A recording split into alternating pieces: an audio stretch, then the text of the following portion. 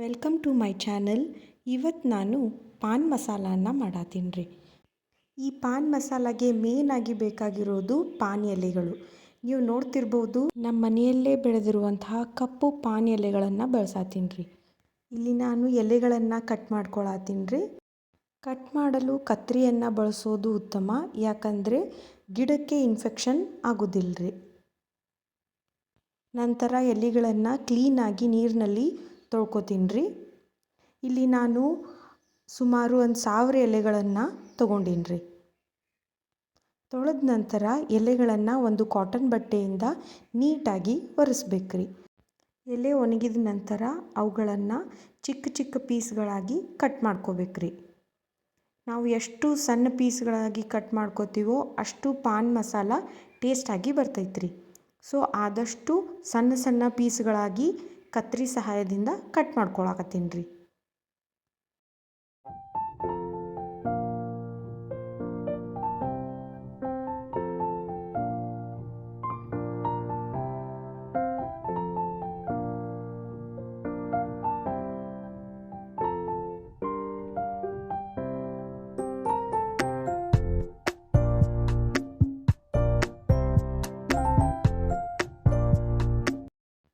ಈ ಥರ ಸಣ್ಣ ಸಣ್ಣ ಪೀಸ್ಗಳಾಗಿ ಕಟ್ ಮಾಡಬೇಕು. ಸಾಧ್ಯ ಆದರೆ ನೀವು ಇನ್ನೂ ಸ್ವಲ್ಪ ಸಣ್ಣದಾಗಿ ಕಟ್ ಮಾಡ್ಕೋಬಹುದು.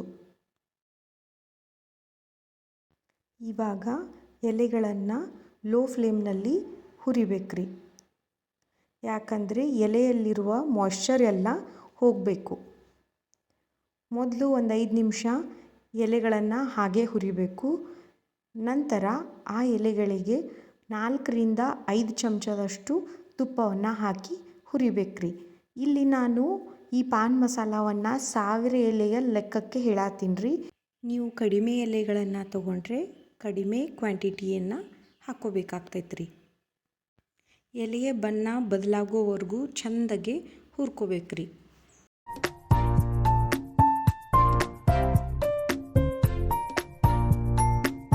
ನೋಡ್ಬೋದು, ಚೆಂದಾಗಿ ಹುರಿದ ನಂತರ ಎಲೆ ಬಣ್ಣ ಯಾವ ರೀತಿ ಚೇಂಜ್ ಆಗಿದೆ ಅಂತ.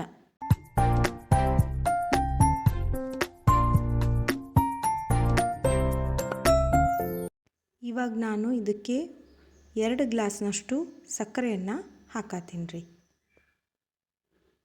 ಹಾಕಿ ನಂತರ ಚೆಂದಾಗೆ ಮಿಕ್ಸ್ ಮಾಡಬೇಕ್ರಿ. ಮಿಕ್ಸ್ ಮಾಡಿದ ನಂತರ ಇಲ್ಲಿ ನಾನು ಒಂದು ಬಟ್ಲಿನಲ್ಲಿ 1 ಸ್ಪೂನ್ನಷ್ಟು ಸುಣ್ಣವನ್ನು ನೀರಿನಲ್ಲಿ ಕಲಸಿ ಇಟ್ಕೊಂಡೀನಿ ರೀ. ಈ ಕಲಸಿಟ್ಟ ಸುಣ್ಣವನ್ನು ನಾನು ಎಲೆಗೆ ಸೇರಿಸ್ತೀನಿ ರೀ.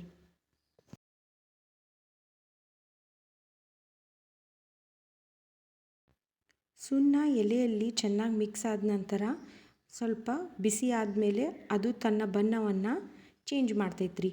ಇವಾಗ ನೋಡ್ಬೋದು, ಎಲೆ ಕಪ್ಪು ಬಣ್ಣವಾಗಿ ಕಾಣತೈತ್ರಿ. ಇವಾಗ ಇದನ್ನು ಕಂಪ್ಲೀಟ್ಲಿ ಆರಲಿಕ್ಕೆ ಬಿಡಬೇಕ್ರಿ.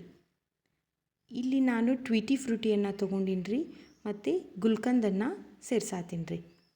ನಾನು 1000 ಎಲೆಗೆ 3 ಪ್ಯಾಕೆಟ್ ಟ್ವೀಟಿ ಫ್ರೂಟಿ ಹಾಗೆ 5 ಪ್ಯಾಕೆಟ್ ಗುಲ್ಕಂದನ್ನು ಸೇರ್ಸಾತೀನಿ ರೀ.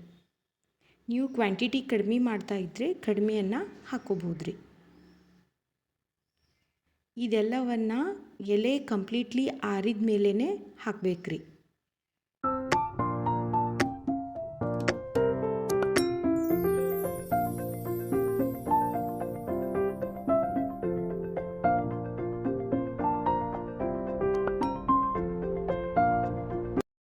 ಇಲ್ಲಿ ನಾನು ಸ್ವೀಟ್ ಅಡಿಕೆ ಮಿಕ್ಸನ್ನು ಸೇರ್ಸಾತೀನಿ ರೀ. 1 ಪ್ಯಾಕೆಟನ್ನು ಹಾಕೀನಿ ರೀ. ಮತ್ತು ನಾನು ಮಿಕ್ಸ್ ಸೋಪನ್ನು 2 ಪ್ಯಾಕೆಟ್ ಸೋಪ್ಗಳನ್ನು ಇದಕ್ಕೆ ಸೇರ್ಸೀನಿ ರೀ. ನೀವು ಬೇಕಾದರೆ ಪ್ಲೇನ್ ಸೋಪ್ ಕೂಡ ಹಾಕ್ಬೋದು, ಬಟ್ 1 ಪ್ಯಾಕೆಟ್ ಆದರೂ ಮಿಕ್ಸ್ ಸೋಪನ್ನು ಹಾಕಲೇಬೇಕ್ರಿ. ಆವಾಗಲೇ ಟೇಸ್ಟ್ ಆಗುತ್ತೆ ರೀ. ಇವಾಗ ಇವೆಲ್ಲವನ್ನು ಚೆಂದಾಗೆ ಮಿಕ್ಸ್ ಮಾಡಬೇಕ್ರಿ. ಮಿಕ್ಸ್ ಮಾಡಿದ ನಂತರ ಇದಕ್ಕೆ ನಾನು 1 ಸ್ಮಾಲ್ ಪ್ಯಾಕೆಟ್ನಷ್ಟು ಚಮನ್ ಪುಡಿಯನ್ನು ಸೇರ್ಸಾತೀನಿ ರೀ.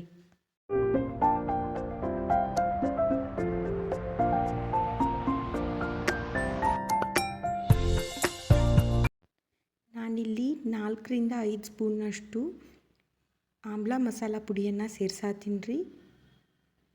ನಂತರ ಇದಕ್ಕೆ ಕಾಶ್ಮೀರಿಯನ್ನು ಸೇರಿಸ್ಬೇಕ್ರಿ. ಈ ಎರಡೂ ಪುಡಿಗಳು ಸ್ವಲ್ಪ ಸ್ಟ್ರಾಂಗ್ ಇರ್ತಾವ್ರಿ, ನೋಡ್ಕೊಂಡು ಸೇರಿಸ್ರಿ. ನಂತರ ನಾನು ಕುಟ್ಟಿ ಇಟ್ಕೊಂಡಿರುವಂತಹ ಅರಕ್ ಪುಡಿಯನ್ನು ಸೇರಿಸಿದ್ದೀನಿ ರೀ. ಇವಾಗ ಎಲ್ಲವನ್ನು ಚೆನ್ನಾಗಿ ಮಿಕ್ಸ್ ಮಾಡಬೇಕ್ರಿ. ಮಿಕ್ಸ್ ಮಾಡಿದ ನಂತರ ಇದನ್ನು ಒಂದು ಡಬ್ಬಿಯಲ್ಲಿ ತುಂಬಿಸಿ 3ರಿಂದ 4 ದಿನ ಮುಚ್ಚಿಡ್ಬೇಕ್ರಿ. ಹೀಗೆ ಮಾಡೋದ್ರಿಂದ ಎಲೆ ಎಲ್ಲ ಮಸಾಲವನ್ನು ಚೆನ್ನಾಗಿ ಹೀರ್ಕೊಳ್ಳುತ್ತೆ ರೀ. ಹಾಗೆ ದಿನಾಲೂ ಮಸಾಲವನ್ನು ಮೇಲೆ ಕೆಳಗೆ ಮಾಡ್ತಾ ಇರಬೇಕ್ರಿ. ಇವಾಗ ನೋಡ್ಬೋದು 3 ದಿನದ ನಂತರ ಪಾನ್ ಮಸಾಲ ಯಾವ ರೀತಿ ಕಾಣುತ್ತೆ ಅಂತ. ಎಲೆಗಳು ಎಲ್ಲ ಮಸಾಲವನ್ನು ಚೆನ್ನಾಗಿ ಹೀರ್ಕೊಂಡಿರುತ್ತೆ ರೀ. ಇವಾಗ ನಾನು ಈ ಮಸಾಲವನ್ನು ಒಂದು ಪಾನ್ ಎಲೆಯಲ್ಲಿ ಕಟ್ಟಿ ತೋರ್ಸಾತೀನಿ ರೀ. ಮಸಾಲವನ್ನು ಈ ಥರ ನಿಮ್ಗೆ ಎಷ್ಟು ಬೇಕೋ ಅಷ್ಟು ಎಲೆಯಲ್ಲಿ ಇಟ್ಕೊಂಡು ಅದನ್ನು 3 ಕಡೆ ಮಡಚಿ ಒಂದು ಚೆರ್ರಿಯಿಂದ ಡೆಕೋರೇಟ್ ಮಾಡತ್ತೀನಿ ರೀ. ಈ ಥರ ನೀವು ಮನೆಯಲ್ಲೇ ಪಾನ್ ಮಸಾಲವನ್ನು ಮಾಡಿಕೊಂಡು ಎಷ್ಟು ತಿಂಗಳು ಬೇಕಾದರೂ ಫ್ರಿಜ್ನಲ್ಲಿ ಇಟ್ಕೊಂಡು ತಿನ್ಕೋಬೋದು ರೀ. ನೀವು ಟ್ರೈ ಮಾಡಿ ಹೇಗಾಯಿತು ಅಂತ ಕಮೆಂಟ್ ಮಾಡಿರಿ.